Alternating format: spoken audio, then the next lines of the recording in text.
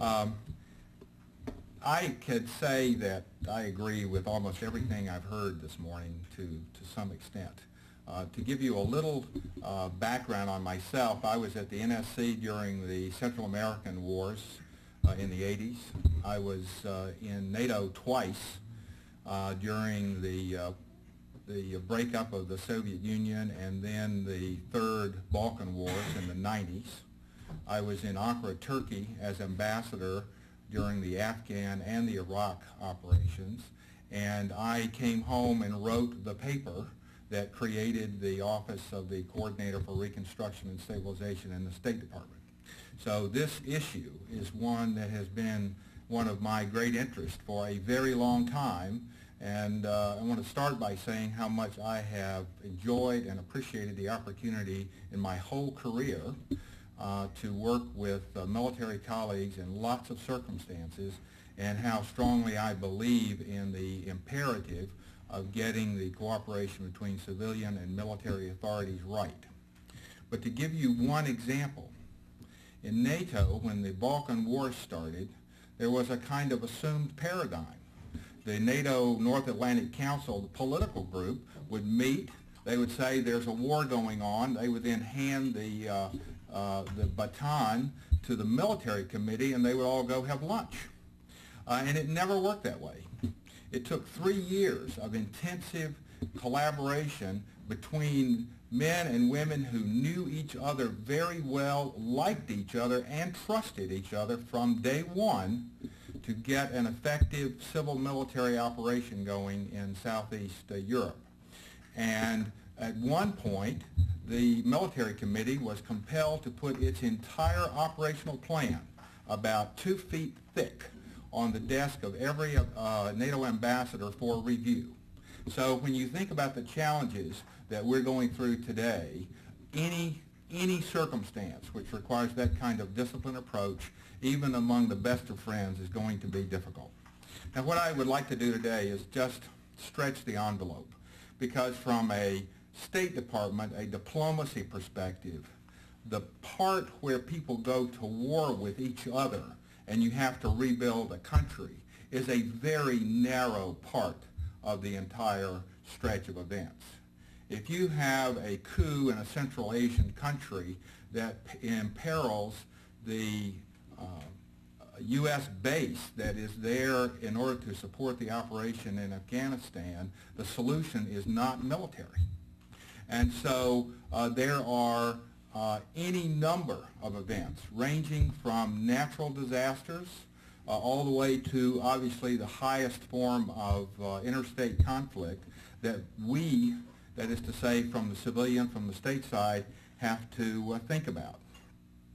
I think it's very interesting that one of our speakers talked about the need to really prepare for the next crisis, because it's not going to be like this crisis. And if we are lucky, Afghanistan and Iraq will be the rarest of exceptions to solutions by other means. I don't know if any of you noticed, I think that the Congressional Budget Office released a report the other day that said that assuming a certain level of U.S. forces in Iraq through the year 2013, that the total cost of the operation would be $2.4 trillion. So when Chris talked about the fact that as a country we cannot afford $2.5 trillion solutions ad infinitum, he is exactly right. And that's why the other means have to be such an important part. There are many circumstances in which U.S. forces choose not to intervene. And therefore, when you're thinking about a model for the whole scheme, you have to take those events into account as well. Somalia, Haiti, Somalia today, Haiti, Ethiopia, Sudan, and you could keep going. These are circumstances where it's highly unlikely, Darfur, of course, that American forces would be involved. But from a civilian standpoint, crisis management means working with the same NGOs, the same market forces, the same international organizations, coordinating with the sinks, even without the firing of a single shot by a single American soldier in that circumstance. the good question, are we perhaps militarizing the solution?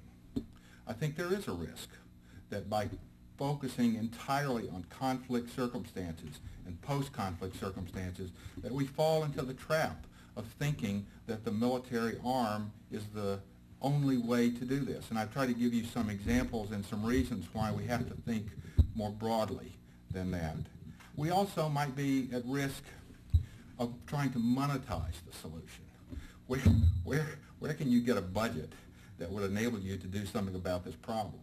Whoever gets that budget gets to use their tools to solve the problem. We have to be much more careful about how we think about that.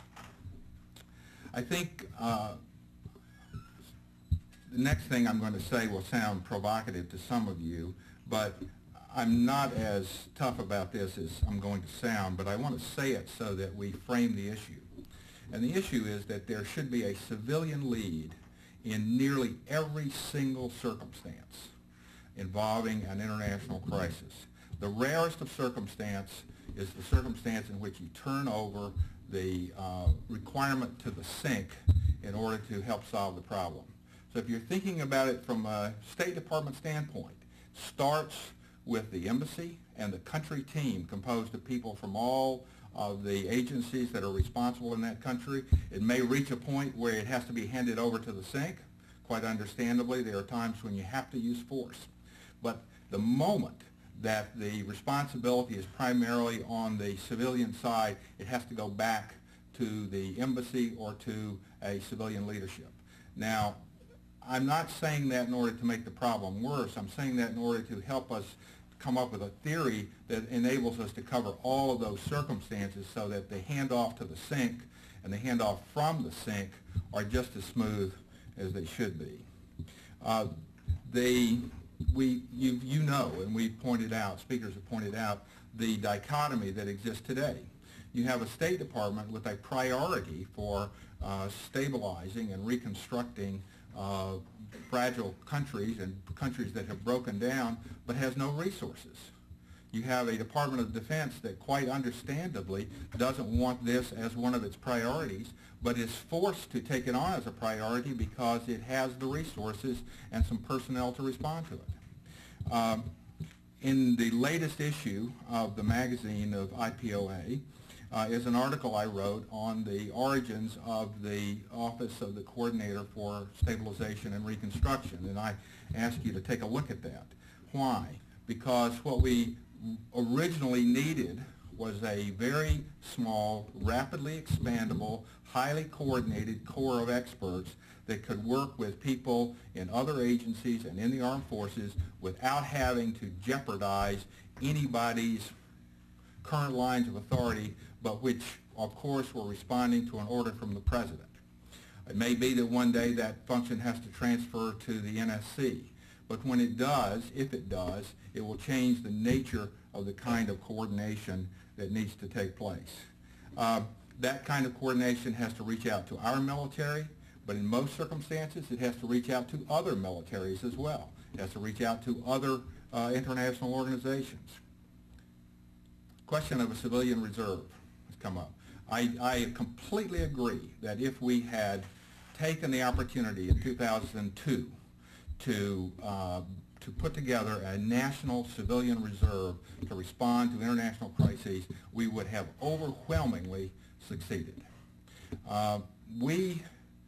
When we recruited for the Foreign Service in 2002, we had an overwhelming number of young men and women who came to us and said that the reason they wanted in the Foreign Service was because they wanted to make a difference. We had a young woman who was a published playwright in South Africa and in the U.S. who gave up her career to join the public diplomacy sector in the Foreign Service. Had a Korean-American lawyer who gave up her $175,000 salary at some law firm to come and work and start work in the Foreign Service at the salary of a second lieutenant. So the energy was there, and it may be there still in some respects, but it would have been much easier to do it